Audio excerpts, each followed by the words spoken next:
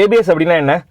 நல்ல ஸ்பீடில் போயிட்டு இருக்கும்போது கம்ப்ளீட்டாக பிரேக் அடிக்கிறோம் அப்படின்னா வீல் சுற்றுறது நின்றோம், ஆனால் வந்த வேகத்துக்கு இழுத்துக்கிட்டு போயிட்டே இருக்கும்.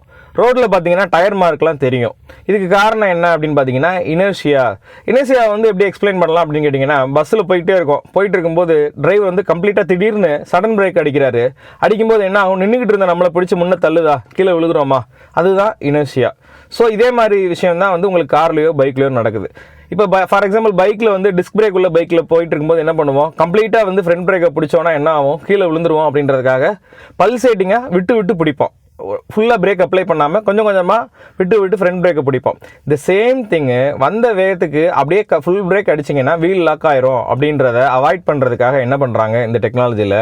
காரோட 4 வீலுலையுமே இருக்கக்கூடிய ஸ்பீடு இன்புட்ஸை வந்து எடுத்துக்கிட்டு, அதாவது சென்சார்ஸ் வச்சு அந்த ஸ்பீடை வந்து கண்டினியூஸாக வந்து per second multiple times track பண்ணிவிட்டு, இந்த செகண்டுக்கு இந்த டயத்துக்கு எவ்வளவு பிரேக் கொடுத்தா எஃபெக்டிவாக இருக்கும் அப்படின்றத தெரிஞ்சுக்கிட்டு கொஞ்சம் கொஞ்சமாக பிரேக்கிங்கை வந்து இம்ப்ரூவ் பண்ணி கொண்டு போகிறது தான் ப்ரொக்ரெசிவ் பிரேக்கிங், அதாவது பல்சேட்டிங் பிரேக்கிங். ஒரு மைக்ரோ கண்ட்ரோலர் அல்லது வந்து எலக்ட்ரானிக் கண்ட்ரோல் யூனிட் ECU அப்படின்னு சொல்லுவாங்க.